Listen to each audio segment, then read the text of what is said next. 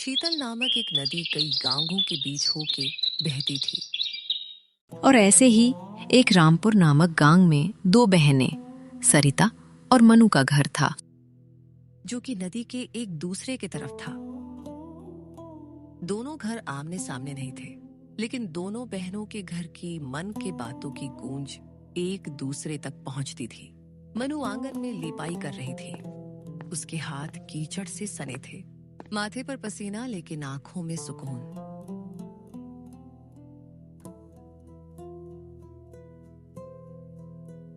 सुनो जी, देखो ना, सुबह से लगी हूँ। मिट्टी भी खुदा डाला, पानी भी भर लाई। मैं नहा के चूल्हा जलाऊंगी और खाना बनाऊंगी। तब तक आप भी जल्दी से हाथ मुंह धो लो, क्योंकि आज मुझे भी खेत जाना है ना। मैं भी साथ चलूंगी। आज की बुआई बड़ी जरूरी है। आज कोई छोटा मोटा दिन नहीं है जी। अरे भाग्यवान, तुम्हारे काम को देख के मन कहता है तुम्हें दो हाथ नहीं, भगवान ने चार हाथ दिए हैं। सवेरे से एक पल भी चैन से नहीं बैठी। लेकिन तुम ये भी तो सोचो, अपना तन मन खपा के मेरा पेट भरती हो, कभी अपने लिए भी सोच लिया करो। चलो, खेत में तो मैं हूं ना, थोड़ा बहुत तुम्हारे बिना भी कर लूंगा। तुमको खेत जाने की जरूरत नहीं है, मैं सब संभाल लूंगा। ना जी, ऐसे मत कहो। खेत कोई पराया थोड़े है। हमारी जीवन की रोटी वहीं से पिसती है। एक एक बीज मेरे हाथ से गिरेगा, तभी तो फसल पर अपना अधिकार लगेगा। और वैसे भी जब आप साथ होते हो तो सारी थकान कहीं मानो उड़ जाती है। नहीं भाग्यवान, आज तुमने बहुत मेहनत कर ली है, बाकी का मैं देख लूंगा। और वैसे भी ऐसे ही तो जीवन जिया जाता है। बिना किसी शिकायत के एक काम तुम करो, एक मैं करो, यही तो खुशहाल परिवार की निशानी है। मनु अपने पति के प्यार से समझाने पर मान जाती है, और ऐसे ही दोनों एक दूसरे को समझ के खुशी से अपने जीवन बीता रहे थे। यहाँ सरिता, मनु की बड़ी बहन, जो मिट्टी का चूल्हा जलाकर रोटियां सेक रही थी। उसका बेटा बबलू उसके पास बैठा था। सामने खटिया पर रामू बैठा था, आंखों में आलस और थकान लिए। सरिता, रोटियों की खुशबू तो अच्छी आ रही है, पर एक बात पूछूं, कितना वक्त लगेगा खाने में? क्योंकि खाना बनने के बाद मुझे खाना देके गुड्डू के साथ तुम्हें ही आज खेत की तरफ झाके देखना होगा। मैं आज नहीं जाऊंगा, मुझे बहुत नींद आ रहा है। अरे ओ पतिदेव, उठ भी जाओ कभी। सारा दिन ऐसे बैठे ही रहोगे क्या? सवेरा हो गया और थोड़ी देर बाद दोपहर भी हो जाएगी, लेकिन तुम अभी तक खाट चिपकाए बैठे हो। न नहाते हो, न रोज खेत जाते हो। पड़ोस की औरतें तो कहती हैं, देखो सरिता, तू खून पसीना बहाती है और तेरा मर्द बस घर में लेटता रहता है। अरे तो क्या हो गया? आराम करने में कौन सा जुर्म कर रहा हूँ? और तू घर का काम संभालती है, इसका ये मतलब नहीं है कि तू सब करती है। अरे मैं भी मेहनत करता हूँ। और वैसे भी खेत की बुआई में कौन सा धन बरसता है आजकल? कुछ जमीन बेच लेते तो कुछ मोटा पैसा हाथ में आ जाता। और मैं तो कहता हूँ कि जो तेरे माता पिता की जमीन है वो जाके मांग लेते हैं, उसे बेच के अच्छा पैसा मिलेगा। तो क्या बेच दूं सब? तब तो अच्छा ही होगा तुम्हारे लिए। सब बेच के आराम से लेट लेट के खा जाओ, और फिर बाद में हमारे बेटे गुड्डू को दर दर भटकना पड़े। और रहा सवाल मेरे माता पिता की संपत्ति का, उसे तो मैं कब से लेना चाहती हूँ, लेकिन माँ बाबूजी थोड़ी ना मुझे अकेले सब दे देंगे। वो है ना मेरी हिस्से की भागीदार, मेरी छोटी बहन मनु। उसे छोड़ के मुझे कुछ अकेले नहीं मिलेगा। हर वक्त गुस्सा करती रहती है। अरे कभी ठंडे दिमाग से भी सोच और समझा अपनी बहन को कि तुझे जरूरत है पैसों की, इसलिए तुझे ही सब दे दे। तेरी बहन मनु तो कितनी अच्छी और समझदार है, वो मान जाएगी। हाँ हाँ, तुम्हें बड़ा जानकारी है मनु के बारे में, जैसे कि वे कोई देवी है कि सब कुछ दान कर देगी। उसका पति कोई बड़ा जमींदार नहीं है जो वे माँ बाबूजी की संपत्ति को वैसा भी नहीं लेगा। माता पिता के संपत्ति के ऊपर ध्यान देने की जरूरत नहीं है। तुम भी तो मंजू की पति की तरह अच्छे से मेहनत करके अपना घर चला सकते हो, लेकिन नहीं, महाराज को तो दिन भर चारपाई पर लेटना है। अरे क्या तुम सिर्फ ताना ही देना जानती हो? भूख लगी है, मुझे खाना दो जल्दी से। हाँ हाँ, मैं तो बस तुम्हारे लिए खाना ही बनाती रहूं ना। हाँ, मेरी फूटी किस्मत में तुम जैसे पति ही मिलना था मुझे, जो मेहनत के बजाय चारपाई पर दिन भर लेटते हो। मुझे भी अब समझ में आने लगा है, मनु से बड़ी हूँ, इसलिए मुझे ही कुछ इस घर के लिए बड़ा काम करना होगा। तुम्हारे भरोसे रहेंगे तो मुझे और गुड्डू को भीख मांगना पड़ेगा। गुड्डू अपने माता पिता के अनबन को देखता है, लेकिन सरिता की झुझलाहट के कारण चुपचाप बैठा रहता है। ऐसे ही रोज सरिता और उसके पति के बीच झगड़ा होता रहता था। इनके परिवार में मनु के परिवार के जैसे खुशहालता नहीं था।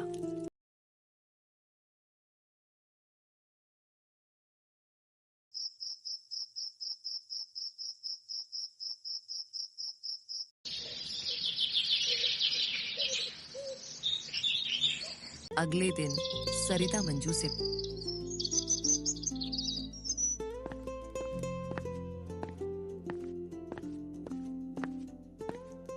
चारपाई में दोनों बहनें बैठी हुई हैं और उनके सामने 2 पिया हुआ खाली चाय की गिलास है और दोनों बहनें एक दूसरे से अपने सुख दुख की बात कर रही हैं। याद है दीदी, जब हम छोटे थे तो कैसे हम हमारी गांव के छोटी सी तालाब में मछली पकड़ने जाते थे। लेकिन अब देखो, हम दोनों के ससुराल नदी किनारे हैं, फिर भी हमें नदी के पास ज्यादा जाने का मौका ही नहीं मिलता। हाँ बहन, सबका अपना अपना किस्मत है, काम ही इतना रहता है घर में। फिर भी मैं तो थोड़ी बहुत अपने पति के साथ घूमने जाती ही हूँ, लेकिन तुमको तो ज्यादा मौका ही नहीं मिलता होगा ना। अरे हाँ, घूमने से याद आया, हम दोनों तो हमेशा संध्या के समय में गांव के वो चौपाल में घूमने जाते थे, लेकिन अब तो हमारी शादी हो गई तो शामू जी के घर चली गई और मैं रामू के साथ उस किनारे पर जा बसी। अब तो दोनों को ज्यादा मिलने का समय ही नहीं मिलता। हाँ दीदी, पहले के दिन याद आते हैं। आजकल मिलना भी तो बहुत कम हो गया है। वैसे दीदी, गुड्डू कैसा है? उसे क्यों नहीं लाई यहाँ? गुड्डू ठीक है, वे स्कूल गया हुआ है, इसीलिए उसको साथ नहीं ले आई। वैसे बहुत समय हो गया है, शामू जी अभी तक खेत से नहीं आए, वे कब तक घर आएंगे? उनको और समय लगेगा दीदी, वे दोपहर के समय ही आते हैं। उन्हें काम के समय कुछ भी सूझता ही नहीं है। वे तो बस दोपहर के समय बस खाना खाने के लिए आते हैं।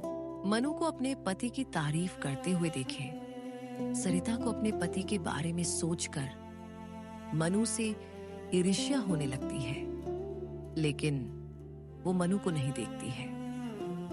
मनु, अब मैं चलती हूँ, मुझे भी घर में काम है।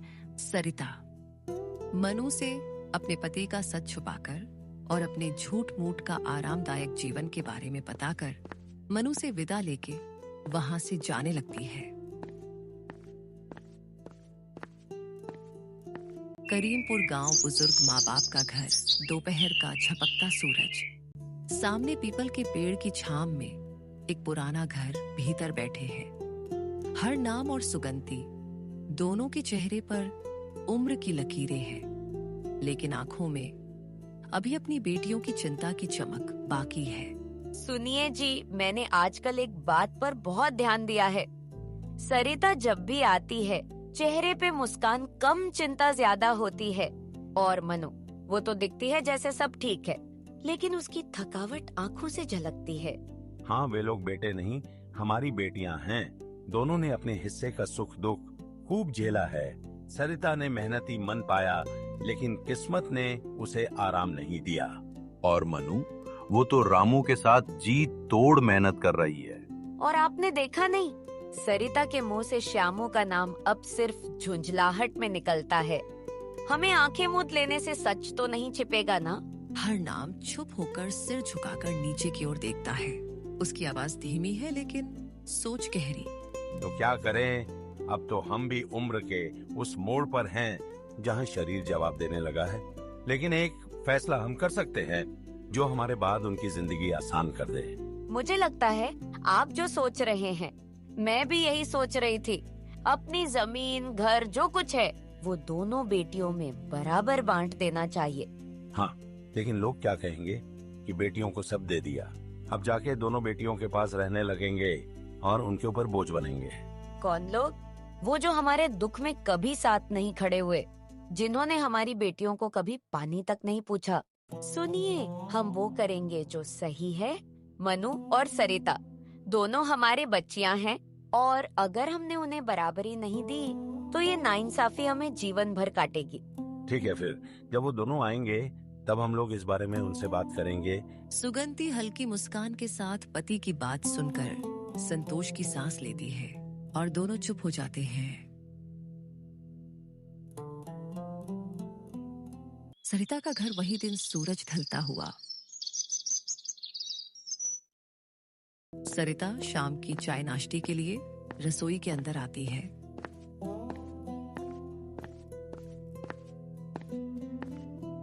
गुड्डू चुपचाप दूसरे कमरे में बैठा पढ़ाई कर रहा है। शामू, जो हमेशा की तरह संध्या के समय चारपाई पे सोया हुआ था, वो सरिता को देख जल्दी उठ जाता है। वो सरिता कहाँ? मारी मारी फिर रही है। देखा ना, दिन भर भूखा पड़ा हूँ, न पानी न रोटी। क्या इसीलिए शादी की थी तुमसे? बोल तो ऐसे रहे हो जैसे कि बहुत अमीर सेठ। अरर शुक्रे मनावो, मेरे जैसी पत्नी जैसी नसीब होवी है। नहीं तो पड़े होते किसी जमीन में। तुमको तो काम करना है नहीं, बस मैं ही खेत देखूं और गुड्डू को भी संभालूं और घर के काम भी करूं, चूल्हा भी जलावो और तुम्हारी भूख मिटाओ। तू तो बस लड़ने के लिए जीती है। मैं पूछता हूँ, वो जमीन जो तेरे बाप के नाम है, कब ले रही है तू ऐसे? अभी भी वक्त है, बात कर उनसे। अगर मेरे नाम का जमीन बेचने नहीं देती हो तो कम से कम तुम्हारी पिता की जमीन लेके ही थोड़ी जमीन बेचो, थोड़ा आराम मिलेगा। हाँ, तुमको तो बस आराम के सिवा और कुछ आता ही नहीं। और हाँ, आसान है तुम्हारे लिए बोलना कि जमीन बेच दो, लेकिन जिसने खुद एक दिन मेहनत न की हो उसे जमीन की कीमत क्या पता। मेरे माँ बाप ने खून पसीने से सींची है वो धरती। तुमको तो सब अपने पिता से विरासत में मिल गया है, और ये पुश्तैनी हवेली भी, जहाँ हम सब आराम से खा पी रहे हैं। सुन सरिता, मेरे पिता को लेके ताना मत दे। मैं जानता हूँ कि तू भी कम लालची नहीं है। तू भी अपने पिता की जमीन लेना चाहती है, और इसलिए जो करना है जल्दी कर। हाँ, मैं करूँगी जो मुझे करना है। तुम इन सब में ध्यान मत दो। माँ बाबूजी की संपत्ति सिर्फ मेरी नहीं है, उसमें मनु भी हिस्सेदार है। तो बिना उसे कुछ दिए मुझे कुछ भी नहीं मिलने वाला। माँ बाबूजी आसानी से मानने वाले नहीं। ये बोलने के बाद सरिता थोड़ा सोच विचार करती है और फिर रसोई में अपने काम में लग जाती है। उसी शाम मनु का घर। रामू खेत से लौटा है। मनु ने रामू के लिए चाय बनाई है और दोनों चारपाई पर बैठकर चाय पीते हैं। रामू थका हुआ है, लेकिन चेहरे पर संतोष है। आज की बुआई ठीक से हो गई। तुम्हारे बिना शायद इतनी जल्दी ना होती। तुम जिस तरह मेरा सब कामों में मदद करती हो, ऐसे तो मैं दुनिया का हर काम आसानी से कर लूंगा। आप तो बस मेरी तारीफ ही करते रहते हो। आपकी मदद करना मेरा कर्तव्य है। आप मेरे पति परमेश्वर हैं। बस आप हमेशा ऐसे ही खुश रहें। मुझे और कुछ नहीं चाहिए।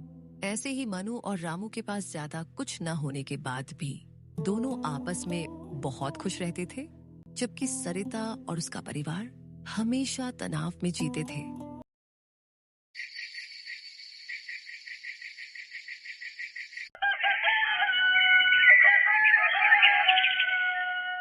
अगली सुबह सरिता नदी के पार 2 गांव छोड़ के अपने माता पिता के घर उनके जमीन के लिए बात करने आती है।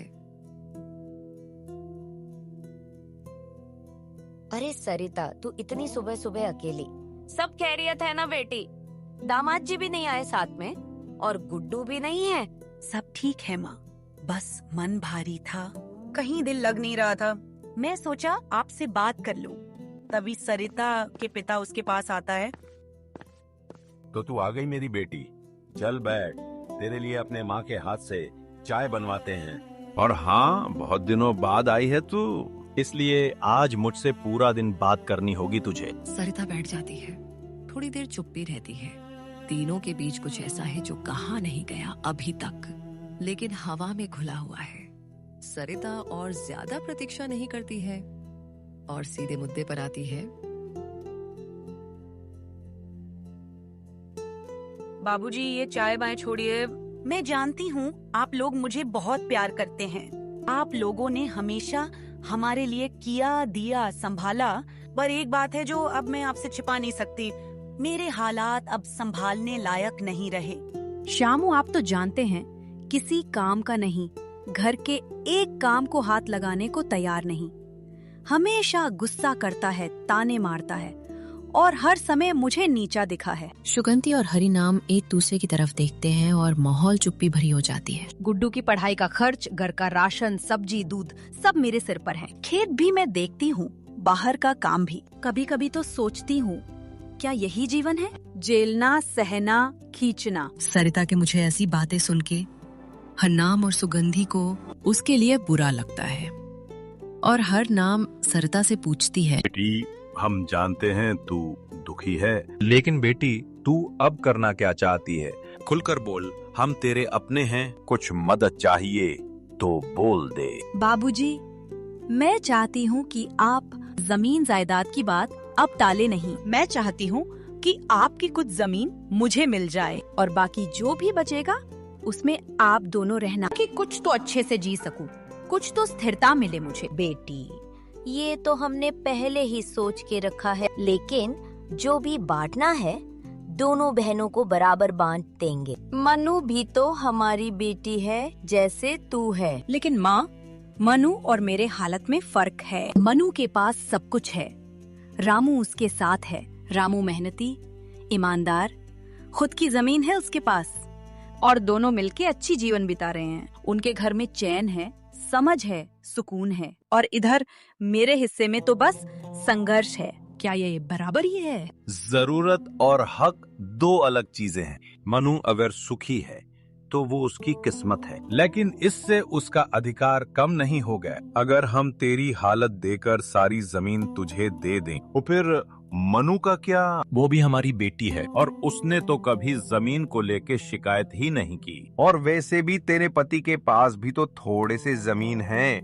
बस यही तो बात है, उसके पास सब है तो वो क्यों कुछ आप लोगों से मांगेगी? लेकिन आप लोग तो समझते हैं कि मनु ने कुछ मांगा नहीं, इसलिए वो ज्यादा योग्य है। मैंने मांग लिया तो मुझे स्वार्थी समझा जाएगा। सरिता की बात सुन के सुगंधी की आंखें भर आती हैं।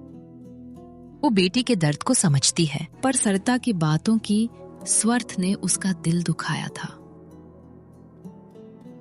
सरिता, तेरा दुख मुझे दिखता है। मैं तुझसे कम प्यार नहीं करती, लेकिन बेटी, प्यार का मतलब यह नहीं कि एक को सब दे दो और दूसरे को सिर्फ उसकी चुप्पी का इनाम। मानो भले कुछ नहीं कहे, पर वो भी हमारी लाडली है। उसे यूं ठग लेना माँ बाप के हाथों, ये हमसे नहीं होगा। ठीक है माँ, बाबूजी आपने जो समझा कहे दिया। मैं सिर्फ अपनी बात कहने आई थी।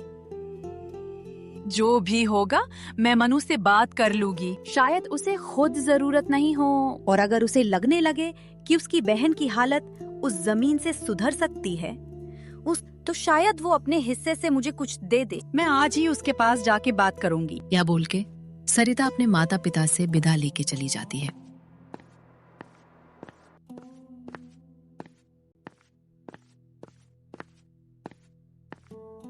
लेकिन हरनाम और सुगंधी को सरिता की बातें सुन के और उसके मनसा देख के बुरा लगता। भाग्यवान, सरिता बहुत बदल गई है। उसके दुख और तकलीफ ने उसके सोच को ही बदल दिया। वो लालची भी बन गई है। पता नहीं उसे क्या हो गया है। मुझे उसमें ये बदलाव अच्छे नहीं लग रहे हैं। सरिता तो हमारी प्यारी बेटी थी और दोनों बहनों में कितना प्यार था, लेकिन आज सरिता अपने ही बहन का हक छीनना चाह रही है। मुझे तो कुछ समझ ही नहीं आ रहा है।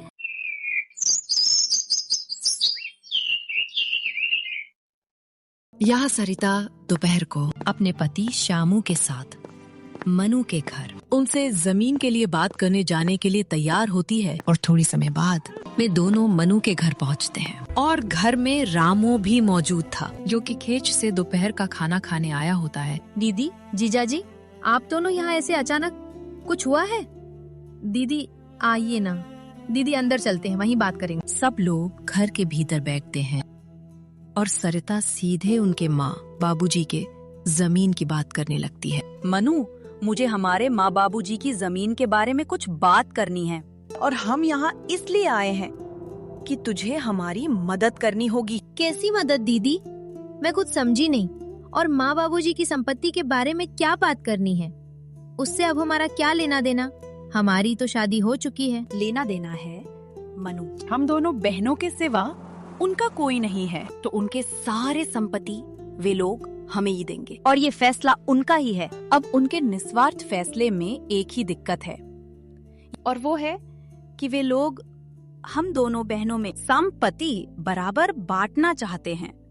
जेक्टी, मुझे तुझे संपत्ति की ज्यादा जरूरत है। वे लोग उनके सब संपत्ति हमें देना चाहते हैं। लेकिन क्यों दीदी? उसमें तो अब हमारा कोई हक नहीं है। अब उन्होंने पाल पोस के हमें बड़ा किया, हमारी शादी करवाई, तो अब और हमें कुछ देने की क्या जरूरत? और दीदी, आपको भी संपत्ति की क्या जरूरत? आप तो हमसे भी अच्छे जीवन जी रहे हैं। ये सब माँ बाबूजी की मर्जी है। वे लोग अब संपत्ति का क्या करेंगे, इसलिए हमें देना चाहते हैं। और मैं तुझे हमारी कठिनाई के बारे में अब क्या ही बताऊं। हम पे थोड़े कर्जा है, इसलिए हमें पैसों की बहुत जरूरत है। और आजकल इनका भी तबीयत कुछ ठीक नहीं रहता है, तो इसी वजह से ये भी ज्यादा काम नहीं कर पाते। और गुड्डू भी बड़ा हो रहा है, उसके भविष्य का भी तो सोचना होगा। लेकिन ऐसे ही कर्जे में रहेंगे तो हम जिएंगे कैसे? इसलिए तू ही हमारी मदद कर। ठीक है, मैं सब समझ गई दीदी, लेकिन आप हमसे क्या चाहते हैं? हम आपकी क्या मदद कर सकते हैं इसमें? देख मनु, माँ बाबूजी उनके संपत्ति हम दोनों में बराबर बांटना चाहते हैं। वे लोग मेरी हालत को देख के भी मुझे ज्यादा देने को तैयार नहीं है, इसलिए अब तुझे ही उनको बोलना होगा कि मुझे तेरे हिस्से का भी थोड़ा दे दे। हाँ मनु, तुम इतना उपकार कर दो हम पे, हम मजबूर हैं। नहीं तो हम कभी तुम्हारे हिस्से की संपत्ति नहीं मांगते। कम से कम गुड्डू के खातिर ही मदद कर दो। अरे अरे, आप लोग ऐसे भावुक मत हो। ये मनु समझ गई है, वो आपकी मदद करेगी। क्यों मनु, करोगे ना इनकी मदद? हाँ हाँ, क्यों नहीं, मैं आप लोगों की मदद करूंगी और माँ बाबूजी को भी समझाने की कोशिश करूंगी। आप लोग निश्चिंत रहे। शुक्रिया मनु, शुक्रिया रामू जी। अभी हम लोग चलते हैं। कल सुबह हम सब माँ बाबूजी के घर चलेंगे। मनु और रामू की बातें सुन के सरिता और श्यामू के चेहरे पे खुशी की हंसी आ गई, और दोनों मनु और रामू को झूठ मूठ की बातों की जल में फंसा। थोड़े समय बाद दोनों मनु और रामू से विदा लेके घर के लिए निकल जाते हैं। ये जी, मैंने जो मेरे हिस्से की जमीन दीदी को देने का सोचा है, क्या आपको इसमें कोई खेद है? अगर आपको कुछ एतराज है तो बोल दीजिए, मैं आपके खिलाफ कोई कदम नहीं ले सकती। नहीं नहीं भाग्यवान, मुझे भला क्या एतराज होगा। मुझे तुम्हारे माता पिता के संपत्ति में कोई दिलचस्पी नहीं है, और मुझको, मैं तो एक साधारण सा किसान हूँ। मैं हमारे लिए जो भी करूँगा अपने दम पे करूँगा। मुझे कोई ज्यादा संपत्ति की जरूरत नहीं है। मेरे पास जो है वही काफी है। ठीक है जी, फिर कल हम दीदी के साथ हमारे माँ बाबूजी के घर जाके सब संपत्ति दीदी के नाम पे करने को माँ बाबूजी से बोल देंगे। फिलहाल उनको हमसे ज्यादा जरूरत होगा संपत्ति की।